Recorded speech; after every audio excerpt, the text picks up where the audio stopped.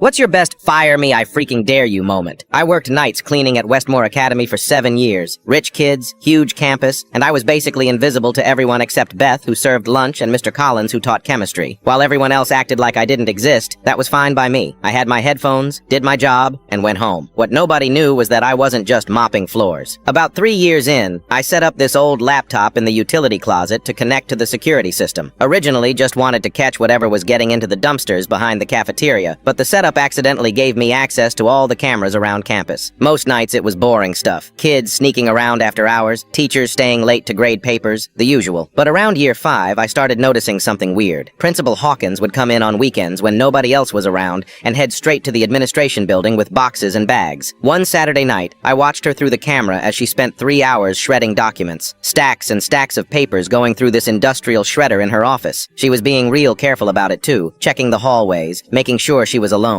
My curiosity got the better of me. Monday morning before my shift ended, I went dumpster diving behind the admin building. Found bags full of shredded paper. Took me weeks, but I started piecing some of it back together like a jigsaw puzzle during my breaks. What I found made my stomach drop. Fake transcripts with grades changed after graduation. Scholarship applications with forged signatures from teachers who hadn't worked there in years. Bank statements showing money going into personal accounts that should have gone to the scholarship fund. This woman was running a full operation. I sat on it for months, kept collecting evidence, printing screenshots from the security footage, rebuilding more shredded documents. Part of me thought maybe I was wrong. Maybe there was some explanation. But the more I found, the worse it got. Then last Tuesday, I got called into her office right before my shift started. Usually she avoided me completely, so I knew something was up. "Frank, we're making some budget cuts," she said without even looking up from her desk. "Your position is being eliminated effective immediately. No warning, no severance. 7 years of showing up every night, never missing a shift, and she's dismissing me like I'm nothing. You sure you want to do that?" I asked. She finally looked at me with this smug expression. "You clean toilets and empty trash cans, Frank. You're easily replaceable." I reached into my shirt pocket and pulled out a small flash drive, set it right there on her fancy mahogany desk. And apparently, I read too. Her face went white as she stared at that little drive. "Everything's on there. Security footage of your weekend document parties, bank records I found in your personal trash, reconstructed scholarship applications with your handwriting on them, even got audio from the hallway microphones of you on the phone discussing how to hide money transfers." She started stammering, trying to explain, but I held up my hand. "I already made copies. Sent everything to the school board this morning. Local newspaper, too. Oh, and that lawyer downtown who handles fraud cases? He's got a set as well." I turned to leave, then stopped at the door. "By the way, you might want to clean out your desk. Something tells me you won't be needing it much longer." Within a week, she was suspended pending investigation. 2 board members resigned when their names showed up in my evidence. The school offered me my job back, plus a promotion to head of facilities with a huge raise. I turned them down. Already had 3 other schools calling me after word got around about what happened.